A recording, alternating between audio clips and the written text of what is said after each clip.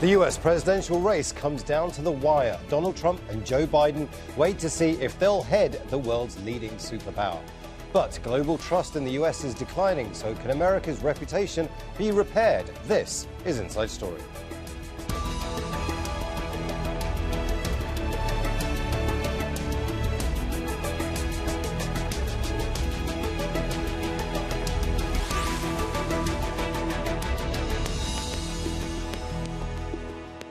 Hello and welcome to the programme. I'm Imran Khan. Americans and much of the world are waiting nervously to see whether Donald Trump or Joe Biden will be the next US president. The final result from Tuesday's election depends on the large number of postal votes in swing states. The US president is often regarded as the most powerful person in the world.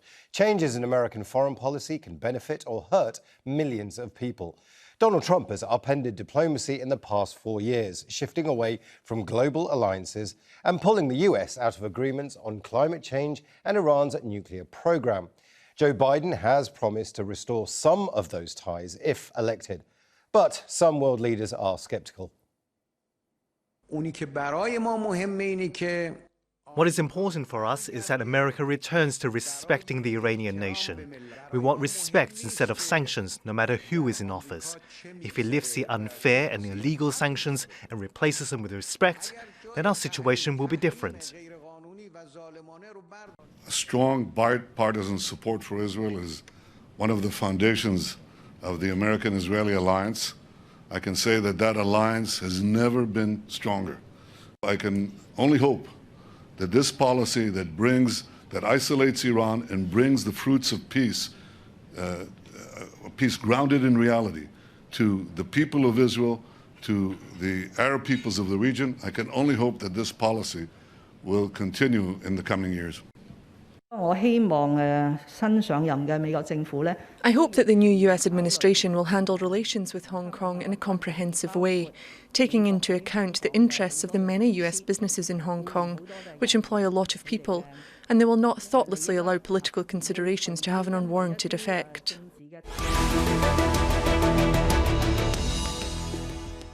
Let's bring in our guests. Nancy Soderberg is former Deputy Assistant to the President for National Security Affairs under Bill Clinton. She joins us from Jacksonville, Florida. Joining us from West Jerusalem is Robbie Sabel, Professor of International Law at Hebrew University and former legal advisor to Israel's Foreign Ministry. Ellie Geranmayeh is the Deputy Head of the Middle East and North Africa Programme at the European Council on Foreign Relations. She joins us from London. Welcome to all of you. I'd like to begin in Jacksonville with you, Nancy.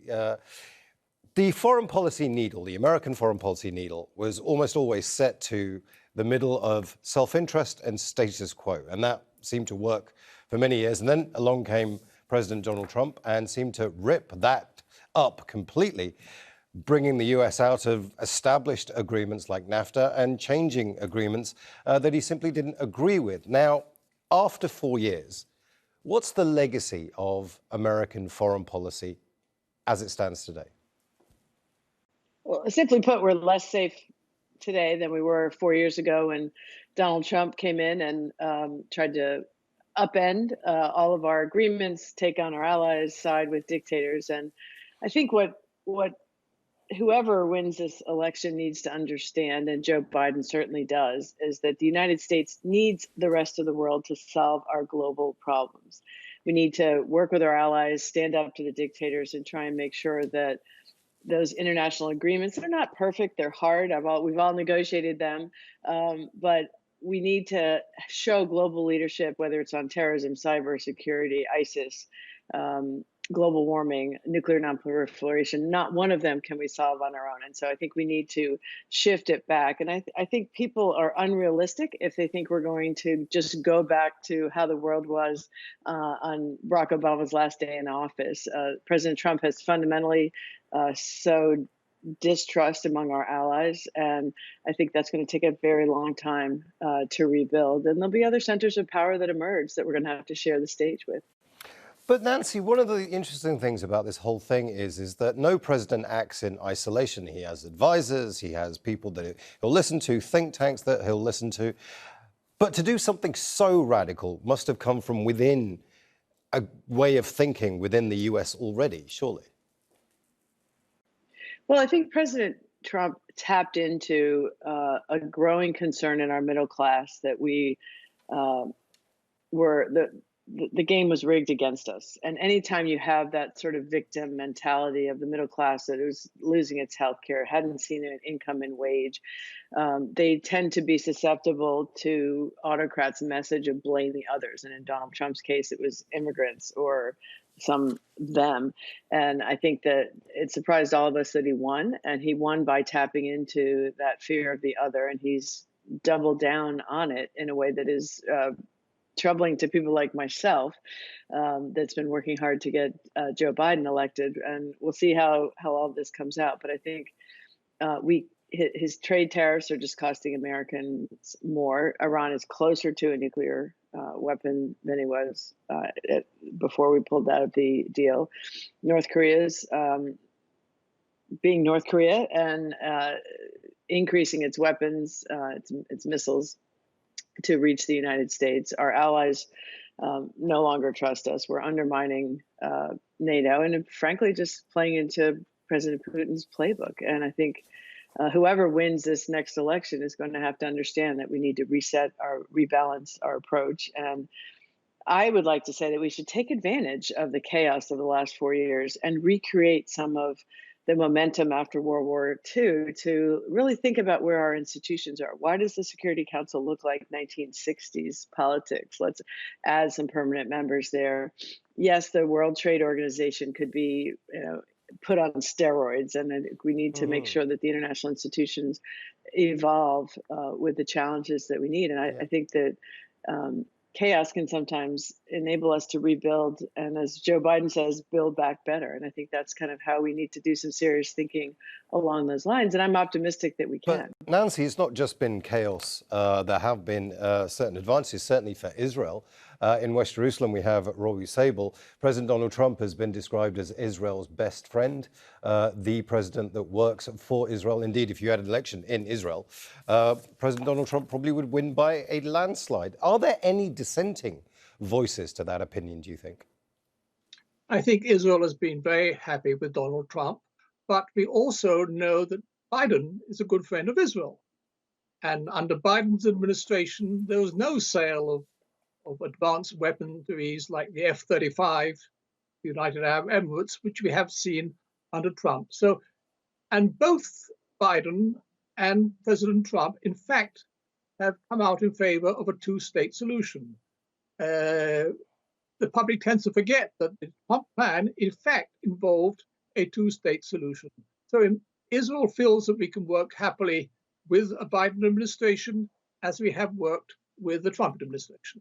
But Robbie, it has been a favourite child of the US's foreign policy.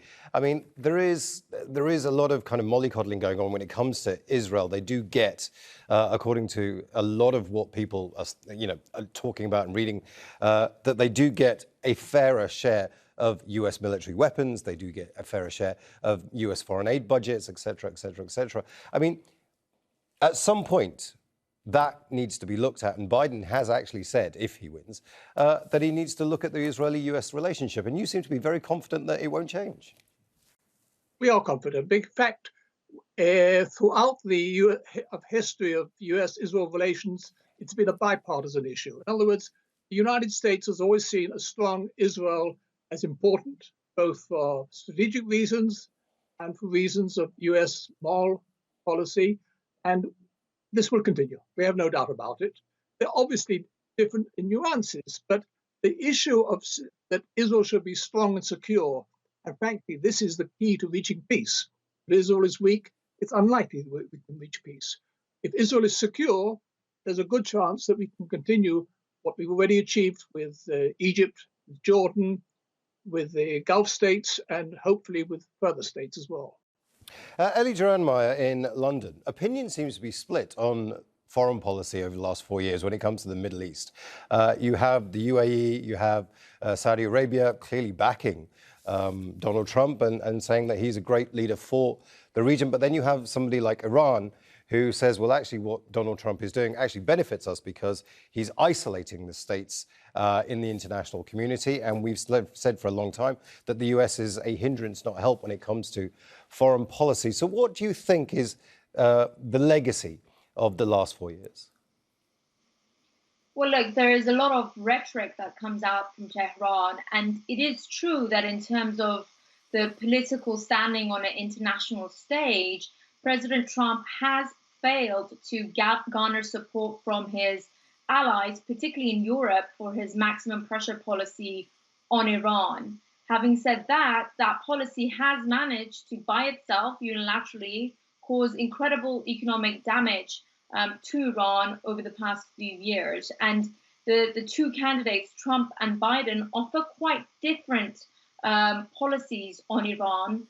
Joe Biden has been quite clear in an opinion piece he published in recent months that he wanted to rejoin the nuclear deal with Iran, rejoin the alliance with Europe, and come up with a common coordinated solution to both Iran's nuclear activities and regional behaviors among the international community.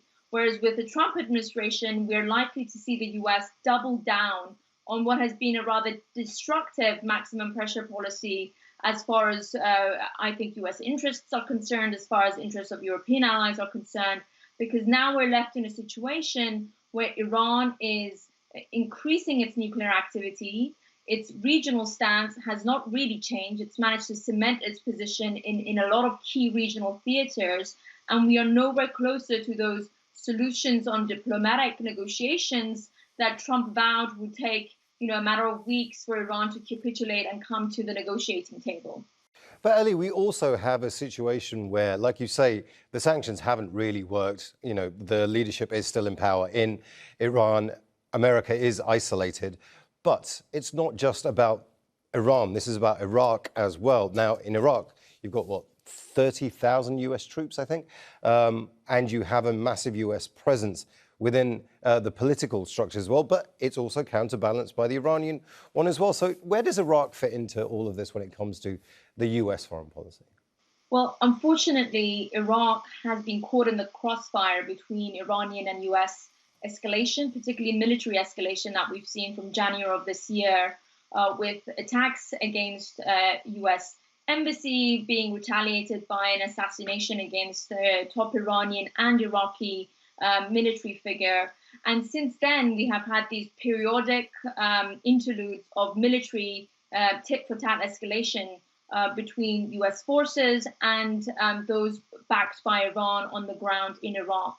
Additionally, the US has lost, in my view, quite a lot of political ground in Iraq. Although there has been a new Iraqi prime minister over recent months that has vowed to bring in more of a balanced foreign policy, the maximum pressure campaign, really being led by President Trump and his senior team, has, in my view, backfired in terms of isolating the US political positioning with Iraqi leadership.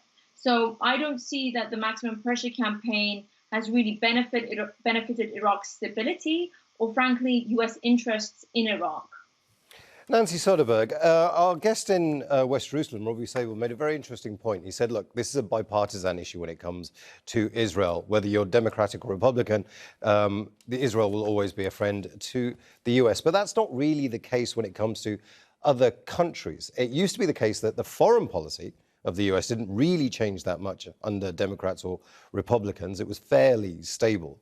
But we are talking, when it comes to things like the big countries, China, Russia, for example, that there are very different foreign policy positions between the Republicans and the Democrats. I mean, how are you going to, particularly if there is a split House, if the Senate is Republican and leadership is Democrat, how are you going to, square those edges?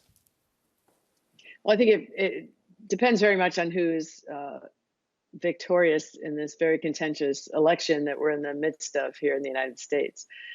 We know how Donald Trump operates. If he is elected, I think we'll see more of the same, more siding with dictators, undermining our allies, going it alone, and the world will be less safe. I think if Joe Biden is successful, we know Joe Biden, he's laid out a a pretty extensive foreign policy plan. And I think he's fact-driven, understands the challenges that we face from a rising China, not through trade wars, but by trying to, contain it. We had a huge trade agreement that Trump pulled out of that was designed to, frankly, contain China. We'll sort of look at trying to work with our allies in the region to try and begin to contain China, hold it accountable at WTO, stand up to its expansionist, illegal land grab in the South China Sea, also trying to contain Putin's expansion and influence throughout the former Soviet states, as well as into Europe.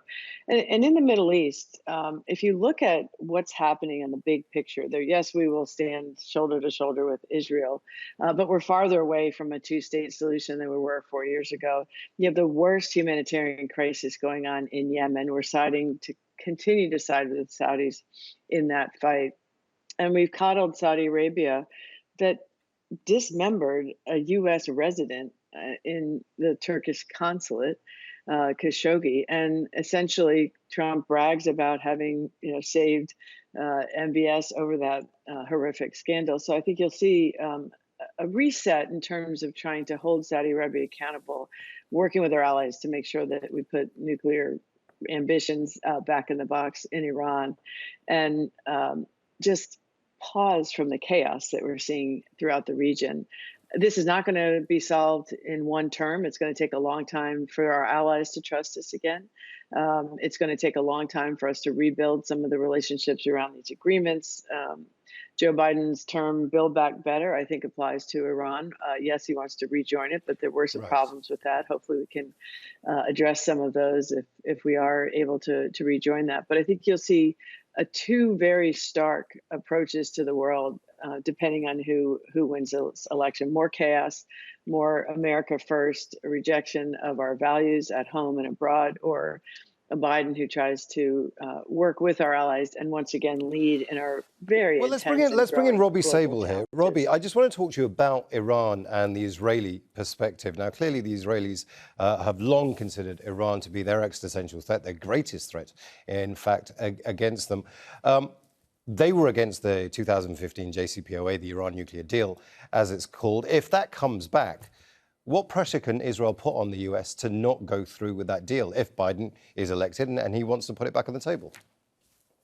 I think Israel will be asking the United States to make a better arrangement.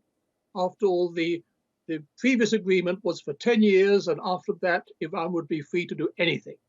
Yeah, but Iran did stick to the deal. Like, it didn't break the terms of the deal. This is Donald Trump pulling out unilaterally.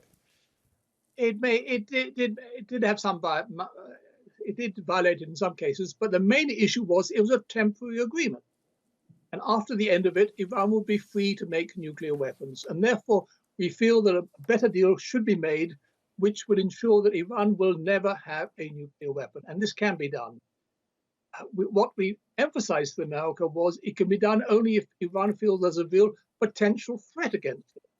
And you can't bargain unless you have a stick in the background. Then you don't have to use the stick. If there's no stick, it's very difficult to negotiate. And this is the point we made with the Obama administration, and we didn't succeed in persuading them. Ellie, Geranmayeh, there isn't a stick, though, that seems to be working. The US doesn't have a strategy that seems to be working. Sure, and I would disagree that the Iran nuclear deal leaves Iran free to develop nuclear weapons. Actually, it doesn't. Iran is a member of the Non-Proliferation Treaty, which means it is vowing not to go down that path. And the nuclear deal put in place the most intrusive inspection mechanism under any country with international monitors on the ground. And that is why, actually, with the rollback of Iran's commitment, these international monitors can actually validate what Iran is up to. And this is why we know exactly where Iran is expanding its nuclear activities in response to the pressure campaign brought on by President Trump. Now, in response to your question, I mean, we couldn't really get a bigger stick than what we have under the Trump administration, bar going to military conflict with Iran. We have seen really the sanctions toolbox being exhausted by this administration, the political isolation toolbox being exhausted by this administration. So I think if we are dealing with the second Trump administration, Israel and other countries in the Middle East really have to ask themselves whether they want to double down on this maximum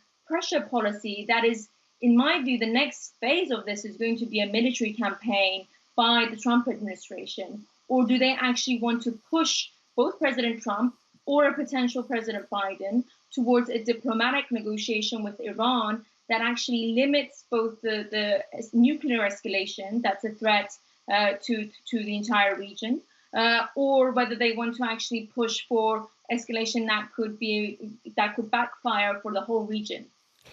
One of the reasons I'm concentrating on Iran is because I think that it's going to be a key foreign policy defining issue for the US for the next 4 years, whoever's in charge. Nancy Soderberg, would you agree that Iran is the key defining policy? It's certainly an important piece of it, but I wouldn't limit it. Unfortunately, it's not that simple. I think the Saudis are going to be a key. What is our relationship with them? Where are they headed? And I think China and Russia are probably a bigger challenge in terms of the scale of the problem. But look, the inbox of the president is full of challenges. And I think if you look at the approaches of the two presidents, addressing Iran's nuclear challenges is clearly better at the negotiating table than a military campaign. I would disagree that President Trump is thinking about really a military campaign with Iran. He wants to bring our troops home and not send them. He did take some military strikes against Soleimani, pinprick, things like that. But there's no grand strategy to have a strong military campaign. Nancy, we are running out of time, and I would like to get Iran. to the other guests as well. Robbie Sabel in West Jerusalem. If you were advising this incoming president, whoever it may be, what would be the defining foreign policy issue that you would be talking to him about? I would like, on Iran, it's important to bear in mind that Iran is a member of the NPT and it violated. And it's the International Atomic Energy Authority that formally informed. But Israel isn't even a member of the NPT and has nuclear weapons. So, I mean, where are you going? Where are you going with this? Israel is not a member of the NPT, but Iran is, and it violated it. And the IEA informed the UN that it violated it. And the only way that's why they had a deal in 2015, so it wouldn't be violated. There was a deal, it was working. The deal was temporary. That's why it was not a good deal. I agree it's better to put it off for 10 years. But okay, Robbie, Robbie said we are running out of time. So I just want to say, is it Iran for you that's the key issue for the US? It's a key not only for Israel, for the whole Middle East. If Iran gets nuclear weapons, we're going to see a nuclear arms race in the Middle East. It's in nobody's interest. It's in the US interest, the world interest, to make sure that Iran does not get a nuclear weapon permanently, not just to put it off for a number of years. Ellie in London, what's your reaction to that, just quickly?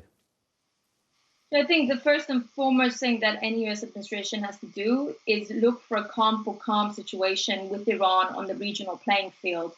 Yes, maybe there isn't a military campaign underway, but the sort of military escalations we've seen can very quickly get out of hand, particularly as the US under this administration is also increasing things like cargo and vessel interdictions from Iranian side, which could be met with a similar response in places like the Strait of Hormuz.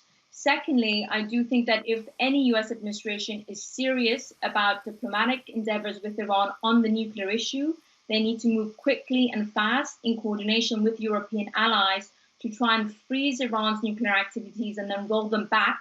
And there will be a need for an economic quid pro quo. So any US administration will have to unclench its fist on sanctions and provide certain amount of economic relief to Iran to make that feasible. I want to thank all our guests, Nancy Soderberg, Robbie Sabel and Ellie Geranmayeh. And thank you too for watching. You can see the programme again anytime by visiting our website, aljazeera.com. And for further discussion, go to our Facebook page. That's facebook.com/AJ Inside Story. And you can also join the conversation on Twitter. We are at AJ Inside Story. From me, Imran Khan, and the whole team here in Doha. Bye for now.